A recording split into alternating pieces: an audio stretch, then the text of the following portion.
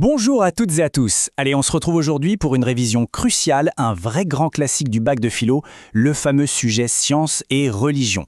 C'est un de ces thèmes qui peut vraiment faire la différence le jour J, alors on va prendre le temps de bien le décortiquer ensemble pour être au top. C'est parti. Voilà la question centrale, celle qui pose tout le problème.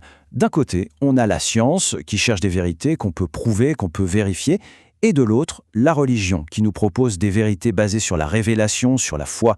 Alors, la question c'est, est-ce qu'elles sont condamnées à se faire la guerre pour toujours, ou est-ce qu'il y aurait peut-être une autre voie ?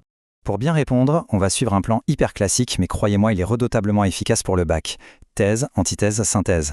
D'abord, on examine l'opposition frontale, ensuite on nuance en se demandant si elles n'ont pas des domaines bien distincts, et enfin on explore une possible complémentarité. C'est vraiment la structure parfaite pour une bonne copie. Première partie donc, c'est l'idée qui vient souvent en première à l'esprit, celle du conflit. On va explorer ensemble cette thèse d'une guerre presque inévitable entre la science et la religion, l'idée que leurs méthodes et leurs buts sont tellement différents qu'elles ne peuvent que s'affronter.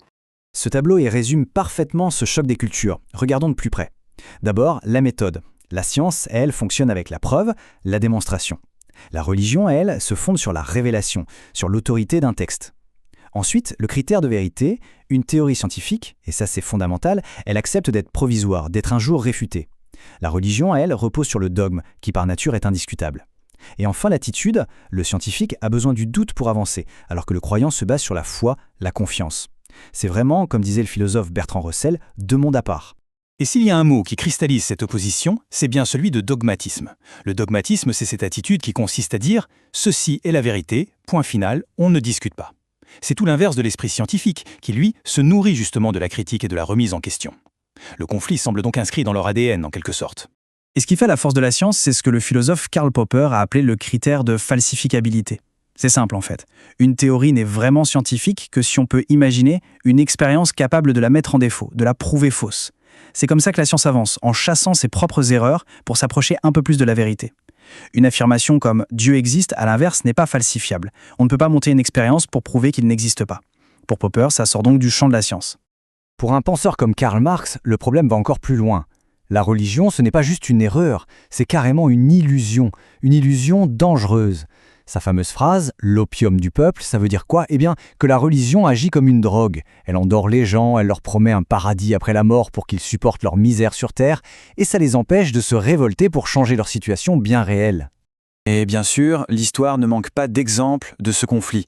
On pense tout de suite au créationnisme, qui refuse la théorie de l'évolution de Darwin, ou encore au fondamentalisme, qui lise les textes sacrés comme si c'était des manuels de science. Et l'exemple le plus célèbre, évidemment, c'est l'affaire Galilée, condamné par l'Église simplement parce qu'il a osé affirmer que la Terre tournait autour du Soleil, ce qui allait contre le dogme de l'époque. Bon, maintenant qu'on a bien vu cette opposition, passons à notre deuxième partie, notre antithèse.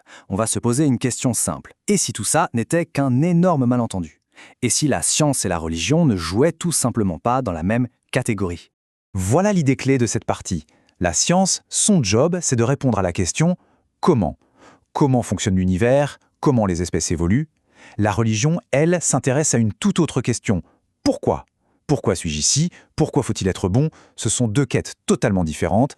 Et cette idée, elle n'est pas nouvelle du tout. Dès le XVIIe siècle, le philosophe Spinoza l'avait déjà dit très clairement. Pour lui, le but de la science, c'est de chercher la vérité, d'expliquer comment le monde fonctionne.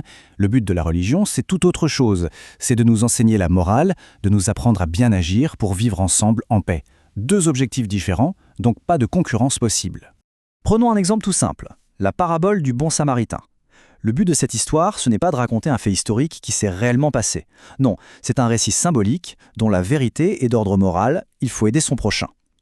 Essayer de l'analyser comme un fait scientifique, ce serait passer complètement à côté du message. Ok, on a vu l'opposition, puis la distinction, on arrive à notre troisième partie, la synthèse. Et si on allait encore plus loin ? Et si, au-delà d'une simple coexistence, on pouvait imaginer un vrai dialogue, et peut-être même une complémentarité entre la raison et la foi ? Cette phrase magnifique de Pascal, qui était à la fois un immense savant et un homme de foi, elle nous ouvre la voie. Il nous dit qu'il y a des vérités qui ne se démontrent pas avec des équations. Ce sont les vérités du cœur, celles qui touchent à l'existence, au sens de la vie, et que la raison toute seule ne peut pas attraper. Et c'est un autre grand philosophe, Kant, qui va vraiment théoriser cette idée. Pour Kant, la raison, quand elle est vraiment lucide, quand elle va au bout de son propre mouvement, elle se rend compte qu'elle a des limites. Elle comprend elle-même qu'elle ne pourra jamais prouver ou réfuter l'existence de Dieu, par exemple. Ce n'est pas un échec pour la raison, au contraire, c'est sa plus grande force, savoir où elle doit s'arrêter. Kant va donc faire une distinction très nette entre deux domaines.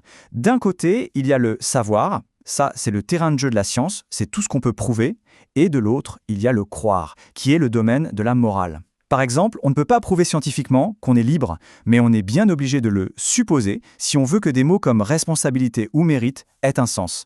C'est ce qui lui fait dire cette phrase célèbre « J'ai dû mettre de côté le savoir pour faire place à la foi ». Et cette idée d'un dialogue entre la foi et la raison, elle est très ancienne. Bien avant Kant, au IVe siècle, saint Augustin avait déjà cette formule géniale.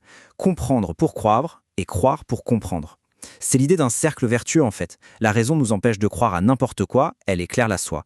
Et de son côté, la foi peut donner une direction, un sens à notre soif de connaissance. Voilà, on arrive à la fin de notre parcours. C'est le moment de conclure. Alors, concrètement, qu'est-ce qu'on retient de tout ça pour le jour du bac? Faisons le bilan.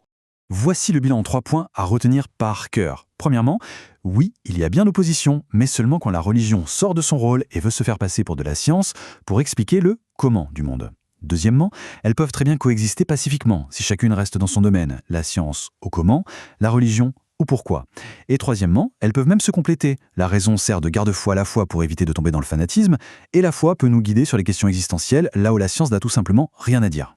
Et on termine, comme dans toute bonne dissertation, par une question d'ouverture. La science nous donne des pouvoirs incroyables sur le monde, c'est certain. Mais est-ce qu'elle nous dit comment vivre? Est-ce que la raison toute seule suffit pour donner un sens à notre vie? Ou est-ce qu'on a tous besoin, au fond, d'une forme de croyance pour construire nos valeurs? La question reste ouverte. Merci pour votre attention et surtout, bonne révision.